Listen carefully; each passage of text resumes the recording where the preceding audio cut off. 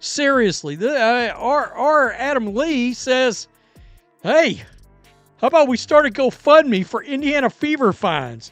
Without a major suspension, I think she's going to have the highest percentage of fines to dollars possibly ever, without getting suspended for a single game. Why is the WNBA coming down on Sophie Cunningham just for speaking her mind? What exactly did she say that cost her a $2,000 fine? And why has it opened up a much bigger problem for the league? Stick around, because the reaction to her words is growing into something far beyond what anyone thought. Quick request before we go further. If you enjoy this video, hit the like button and subscribe. Believe it or not, over 83% of people watching haven't subscribed yet. It's totally free, takes only a second, and helps us a lot. Already subscribed?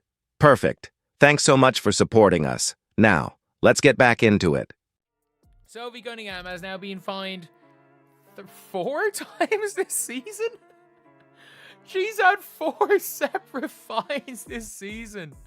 For F's sakes, the WNBA fined Sophie for her referee podcast comments, but let motherfucker beat the shit out of Caitlin Clark the last 2 seasons. No fines there. Picture this. Sophie Cunningham, one of the WNBA's breakout stars, posts a TikTok after a game loaded with questionable referee calls. She doesn't hold back, calling the refs useless. That short post alone got her a $500 fine from the league. But Sophie didn't stop there. On her podcast, she doubled down, not just defending her words, but explaining the deep frustration many players feel. The league's answer? An extra $1,500 fine, bringing the total to $2,000. And that's when things really blew up. Dude, they fined me $1,500. I'm like, what? I'm like, this is just the beginning. I was like, you're kidding. And she got fined for comments on a podcast episode about referees, and it wasn't even like it was that bad. Fans weren't letting it slide. Within days, social media lit up with hashtags backing Sophie trending everywhere. GoFundMe campaigns popped up and raised enough to cover her fines in hours. Petitions calling for better officiating and clarity on how fines are decided got thousands of signatures, and the pushback kept growing. Why go after a player for saying what so many already think? Why punish someone for pointing out what feels like an obvious issue? And here's the twist.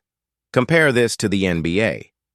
Players like Draymond Green or legends like Charles Barkley have made careers out of speaking their minds. Barkley especially became a household name not just for his skills, but for his unapologetic takes.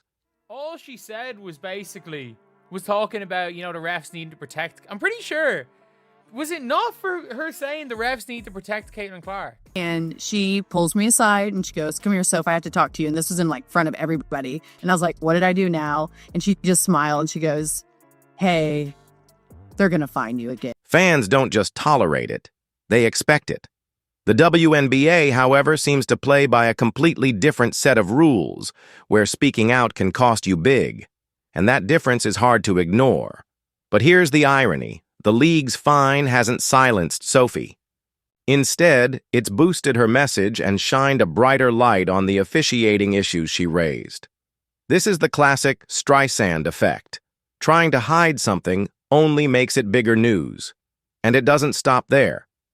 Remember the outrage over recent unpunished cheap shots at Caitlin Clark? Fans are spotting a trend. The league comes down harder on words than on physical actions. What does that say?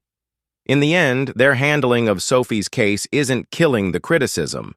It's making it louder. When the NFL's officiating looks 1,000% better than this league, ooh, you got a real officiating problem.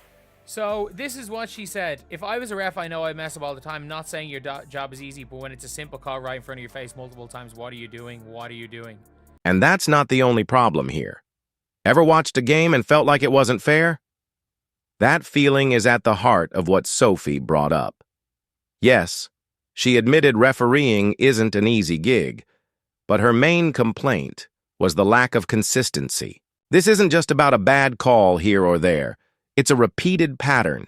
You can see it in how teams play, how fans react, and how players talk afterward. Sophie's words didn't come from nowhere. They're exposing an issue the league has been avoiding for years. Look at the recent Caitlin Clark incident. Big moments like that when star players take cheap shots and no whistle is blown. Explain. Why fans are fed up. These things are happening way too often. I think the players across the league, new fans across the country, everyone's like, what's going on with the refs? I'm like, I don't know. And you're fining me. You fining me $500 is not going to do shit. This made it back to her podcast talking about her getting fined.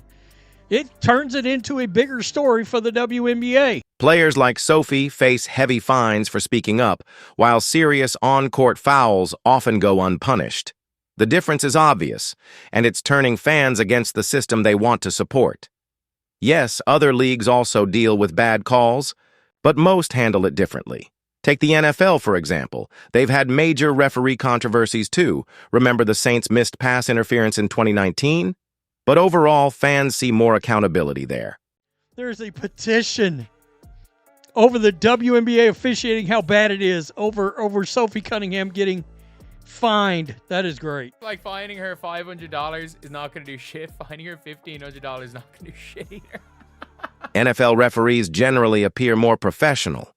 Their calls are broken down in public, and players aren't fined just for calling out bad officiating. The WNBA, though, seems more focused on shutting down criticism than fixing the real problems. That tactic doesn't just fail, it pushes away the league's most loyal supporters. Studies even show poor officiating doesn't just ruin a game's result, it erodes trust. Fans start doubting the league's integrity. Players stay quiet to avoid penalties. And in the worst cases, fans lose interest entirely. Would have made maybe $400 or $500 of just a clip of her talking about the referees. No, she would have made a huge profit on that. Huge profit. But needless to say, at one point in this song, she calls the referees useless. Here's the thing. Fans and players aren't keeping quiet anymore. They want answers. This isn't just online chatter. It's a real movement. Sophie's words weren't the cause of the problem. They were just the spark that lit it up.